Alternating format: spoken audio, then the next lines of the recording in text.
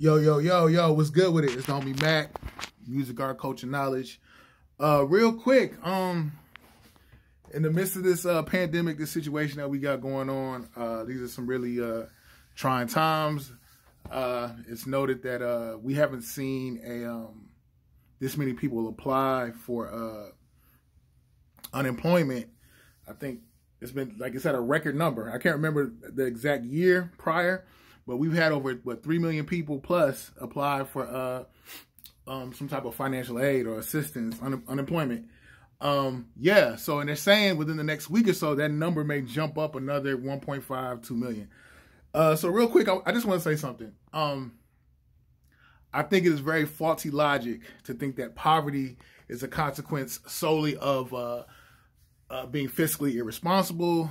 That it speaks to someone's character or rather lack thereof.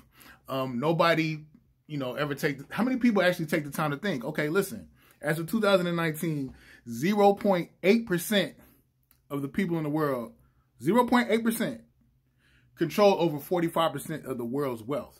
Now, when we say wealth, what are we talking about? We're talking about things that appreciate in value, things that, not cars, not things that depreciate.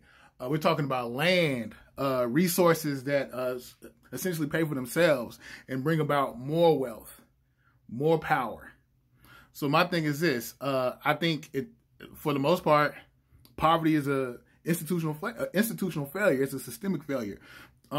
We all know that capitalism creates a dichotomy that is the haves and the have-nots. I'm not necessarily anti-capitalist. I'm not pro-communist. I think it's like my professor said at Georgia State, pretty much anything that man touches is bound to get corrupted in some way. So I really think this is a moral issue, a moral dysfunction, and I think greed is the cause of it. There's enough resources in this world for no child to have to starve, for no one to have to live in perpetual poverty. But again, I'm all for accountability. I'm all for self-determination. But at some point, we have to look at the system from within and really understand, okay, why is there such a disparity in wealth? And don't even get me started on the racial wealth gap. That's a whole nother monster in itself. But real quick, stop spreading that BS. Talking about if you just saved your money for a rainy day, you would have been good right now. That's nonsense. You can't save your way out of poverty. You can't save your way out of poverty. And your wealth or lack of wealth does not necessarily speak for or against your character.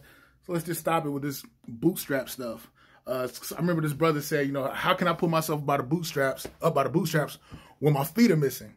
That's real. So let's peep game. Let's really think. You know what I'm saying? But yeah, show me Mac. I'm out.